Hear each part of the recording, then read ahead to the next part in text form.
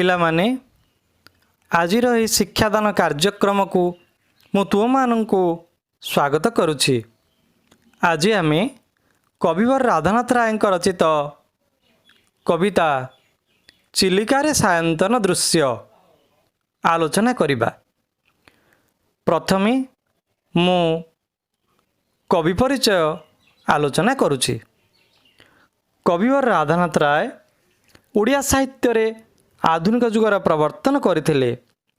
ତାଙ୍କ ପ୍ରତିଭାର ସ୍ପର୍ଶରେ ଓ ପାଣ୍ଡିତ୍ୟର ବିପୁଳତା ହେତୁ ଆଧୁନିକ ସାହିତ୍ୟ ସକଳ ଦିଗରେ ବିକାଶ ଲାଭ କରି ଓଡ଼ିଆ ସାହିତ୍ୟର ଐତିହାସିକ ବିକାଶ ଧାରାରେ ଏକ ଫଳପ୍ରଦ ପରିବର୍ତ୍ତନ ଆଣିପାରିଥିଲା। ତେଣୁ ଓଡ଼ିଆ ସାହିତ୍ୟରେ ଆଧୁନିକତାର ବାର୍ତ୍ତାବାହକ ରୂପେ କବିବର ରାଧାନାଥ ଏ ଜାତିର ଚିରନମସ୍ୟ ହୋଇ ରହିବେ। କବିବର ରାଧାନାଥ ରାୟ 1848 ମସିହା ସେପ୍ଟେମ୍ବର ମାସ 29 ତାରିଖ ଦିନ ବାଲେଶ୍ୱର ଜିଲ୍ଲାର କେଦାରପୁର ଗ୍ରାମରେ ଭୂମିଷ୍ଠ ହୋଇଥିଲେ। ତାଙ୍କ ପିତାଙ୍କ ନାମ ସୁନ୍ଦର ନାରାୟଣ ରାୟ ଓ ମାତାଙ୍କ ନାମ ତାରିଣୀ ଦେବୀ। ରାଧାନାଥ ବାଲ୍ୟକାଳରୁ ଅତ୍ୟନ୍ତ ରୁଗ୍ଣ ଥିଲେ। ବିଭିନ୍ନ ସମୟରେ ତାଙ୍କୁ ରୋଗ ଯନ୍ତ୍ରଣା ଭୋଗିବାକୁ ପଡ଼ିଥିଲା, କିନ୍ତୁ ତାଙ୍କର ବୁଦ୍ଧି ଓ ମେଧାଶକ୍ତି ଅତି ପ୍ରଖର ଥିଲା। ରୁଗ୍ଣ ସ୍ୱାସ୍ଥ୍ୟ ସତ୍ତ୍ୱେ ସେ ସ୍ୱଳ୍ପ ସମୟ ମଧ୍ୟରେ ଅତି ଦକ୍ଷତାର ସହିତ ପାଠ୍ୟକ୍ରମକୁ ଆୟତ୍ତ କରିଥିଲେ। 1864 ମସିହାରେ ସେ କଲିକତା ବିଶ୍ୱବିଦ୍ୟାଳୟରୁ ପ୍ରବେଶିକା ପରୀକ୍ଷାରେ ଉତ୍ତୀର୍ଣ୍ଣ ହୋଇଥିଲେ।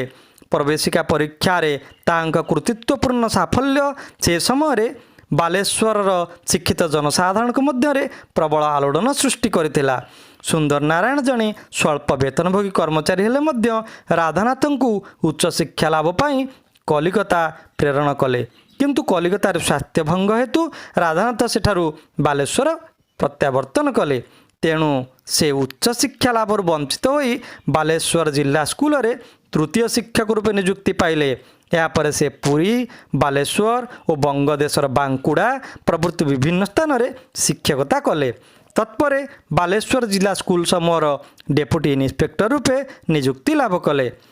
କିଛି କାଳ ଡେପୁଟି ଇନ୍ସପେକ୍ଟର ପଦରେ ଅବସ୍ଥାପିତ ହେବା ପରେ ଜଏଣ୍ଟ ଇନ୍ସପେକ୍ଟର ଓ 1882 ମସିହାରେ ଇନ୍ସପେକ୍ଟର ପଦକୁ ଉନ୍ନୀତ ହୋଇଥିଲେ।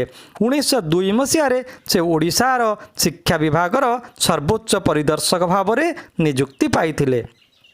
ତାଙ୍କ ପ୍ରତିଭା ଓ କାର୍ଯ୍ୟଦକ୍ଷତାରେ ମୁଗ୍ଧ ହୋଇ ତତ୍କାଳୀନ ଇଂରେଜ ସରକାର ତାଙ୍କୁ ରାୟ ବାହାଦୁର ଉପାଧିରେ ଭୂଷିତ କରିଥିଲେ।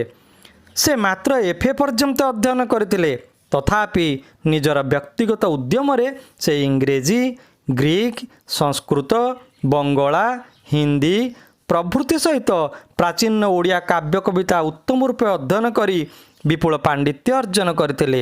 ତାଙ୍କର ରଚନାବଳୀ ମଧ୍ୟରେ ତାଙ୍କର ଗଭୀର ପାଣ୍ଡିତ୍ୟ ଓ ସେହି କାରଣରୁ ଏକ ବ୍ୟାପକ ଅନ୍ତର୍ଦୃଷ୍ଟିର ପରିଚୟ ପାଠକ ଲାଭ କରିଥାଏ। ଯୌବନରେ ପିତା ସୁନ୍ଦର ନାରାୟଣ ରାୟଙ୍କ ସହିତ ସେ ଭାରତର ନାନା ଦର୍ଶନୀୟ ସ୍ଥାନ ଭ୍ରମଣ କରିବାର ଦୁର୍ଲଭ ସୁଯୋଗ ପାଇଥିଲେ। ପର୍ଯ୍ୟଟକ ରାଧାନାଥ ଇଂରେଜୀ, ଗ୍ରୀକ୍, ହିନ୍ଦୀ, ବଙ୍ଗଳା ପ୍ରଭୃତି ପ୍ରାଚ୍ୟ ଓ ପାଶ୍ଚାତ୍ୟ କାବ୍ୟ ଜଗତରେ ଯେପରି ବ୍ୟାପକ ଭାବରେ ପର୍ଯ୍ୟଟନ କରିଥିଲେ, ସେହିପରି ଭାରତର ପ୍ରାକୃତିକ ଶୋଭା ରାଜ୍ୟରେ ମଧ୍ୟ ସେ ବିଚରଣ କରିଥିଲେ। ତାଙ୍କ ସାହିତ୍ୟରେ ତେଣୁ ପ୍ରାଚ୍ୟ ଓ ପାଶ୍ଚାତ୍ୟର ମିଳନ ଯେପରି ସାଧିତ ହୋଇଅଛି, ସେହିପରି ପ୍ରାକୃତିକ ଶୋଭା ବର୍ଣ୍ଣନାର ଏକାନ୍ତ ଓ ଅବିମିଶ୍ର କବିଚେତନା ପ୍ରକଟିତ ହୋଇଅଛି। ପିଲାମାନେ, ଏବେ ଆମେ ରାଧାନାଥଙ୍କ ରଚିତ ପୁସ୍ତକ ଗୁଡ଼ିକ ବିଷୟରେ ଜାଣିବା। ରାଧାନାଥଙ୍କ ରଚିତ ପୁସ୍ତକ ଗୁଡ଼ିକ ହେଲା କେଦାର ଗୌରୀ, ଚନ୍ଦ୍ରଭାଗା, ନନ୍ଦିକେଶ୍ୱରୀ, ଉଷା, ପାର୍ବତୀ, ଚିଲିକା, ମହାଯାତ୍ରା, ଯଯାତି କେଶରୀ, ଦରବାର, ତୁଳସୀ ସ୍ତବକ, ଉର୍ବଶୀ, ତିନି ବନ୍ଧୁ, ଦଶରଥ ବିୟୋଗ, ବାଣହରଣ, ଦୁର୍ଯ୍ୟୋଧନର ରକ୍ତନଦୀ ସନ୍ତରଣ, ସାବିତ୍ରୀ ଚରିତ, ଶିବାଜୀଙ୍କ ଉତ୍ସାହବାଣୀ, ଭାରତୀ ଏବଂ ଶିବାଜୀଙ୍କ ଉତ୍ସାହବାଣୀ ଇତ୍ୟାଦି। ଏହା ସହିତ ତାଙ୍କ ରଚିତ ଭାରତୀ ଗୀତିକା, ପ୍ରାୟ ତୁମେମାନେ ଶୁଣିଥିବ, ସର୍ବେଶାଂ नो जननी ଭାରତ ଧରଣୀ କଳ୍ପଲତେୟମ୍, କବିଙ୍କ ରଚିତ ଏ ଭାରତୀ ଗୀତିକା କବିତା। ରାଧାନାଥଙ୍କର ସଂସ୍କୃତ ଗୀତି ପ୍ରତିଭାର ଅପୂର୍ବ ସ୍ୱାକ୍ଷର ବହନ କରେ। ସର୍ବେସାଂ ନୁ ଜନନୀ ଭାରତ ଧରଣୀ କଳ୍ପଲତେୟମ୍ ଭାରତ ଗୀତିକା ରାଧାନାଥଙ୍କର ସଂସ୍କୃତ ଗୀତି ପ୍ରତିଭାର ଅପୂର୍ବ ସ୍ୱାକ୍ଷର ବହନ କରେ। ଅନୁଦିତ କୃତିର ସ୍ୱାକ୍ଷର ମେଘଦୂତ ଓ ତୁଳସୀ ସ୍ତବକ ରାଧାନାଥଙ୍କ ବହୁ ପାଠିତା ପାଣ୍ଡିତ୍ୟ ଓ କବିତ୍ୱର ଉଚ୍ଚକୋଟୀର ନିଦର୍ଶନ।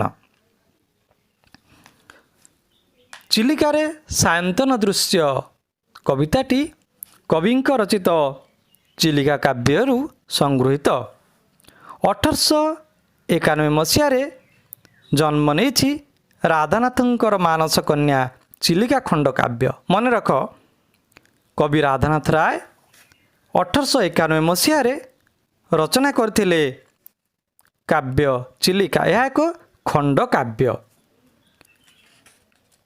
କବିଙ୍କର ପ୍ରକୃତି ପ୍ରେମ ଓ ପ୍ରକୃତି ଚିତ୍ରଣରେ ଅଭୂତପୂର୍ବ ଦକ୍ଷତା ତାଙ୍କ ଚିଲିକା କାବ୍ୟ ସୃଷ୍ଟିର ମୂଳ ହେତୁ।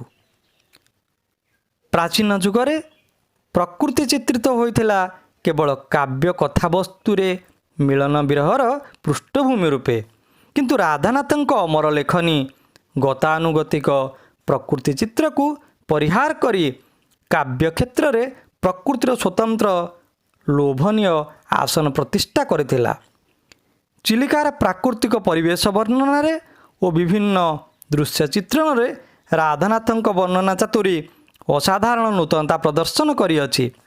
ପ୍ରକୃତିକୁ କାବ୍ୟର ନାୟିକା ରୂପେ ଗ୍ରହଣ କରି ତାହାର ମଧୁର ରୂପଶୋଭା ବର୍ଣ୍ଣନା କରିବା ଛଳରେ ଏକ ନୂତନ ଶିଳ୍ପ ସୌନ୍ଦର୍ଯ୍ୟର ପରାକାଷ୍ଠା ପ୍ରଦର୍ଶନ କରିବା ଆଧୁନିକ ଯୁଗର ଶ୍ରେଷ୍ଠ କବି ରାଧାନାଥଙ୍କ ପକ୍ଷରେ ହିଁ ସମ୍ଭବ ହୋଇଅଛି।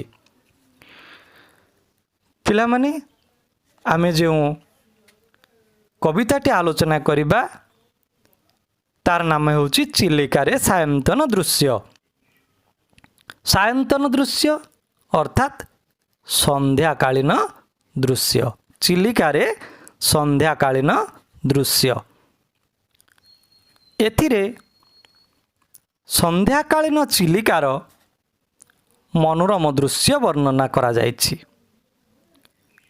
କବି ସୂର୍ଯ୍ୟଙ୍କ ଗୀତାମୃତ ସ୍ମରଣ, ଜାତୀୟ ଭାବନାର ଉଦ୍ବେଳନ, ଜୀବନ ପ୍ରତି ଶାଶ୍ୱତ ବାର୍ତ୍ତା ଓ କବିଙ୍କ ସୌନ୍ଦର୍ଯ୍ୟ ଚିତ୍ତ ବୃତ୍ତି ଆଦି ଏଥିରେ ପ୍ରକାଶିତ। ପିଲାମାନେ, ମୁଁ ଚିଲିକାର ସାୟନ୍ତନ ଦୃଶ୍ୟ କବିତାର କବି ପରିଚୟ ଆଲୋଚନା କଲି। ଏହାର ପରବର୍ତ୍ତୀ ଭିଡ଼ିଓରେ ଆମେ କବିତାଟିକୁ ପାଠ କରିବା ଓ ଆଲୋଚନା କରିବା। ମୁଁ ଆଜିର ଶିକ୍ଷାଦାନ କାର୍ଯ୍ୟକ୍ରମକୁ ଏଇଠାରେ ରଖୁଛି।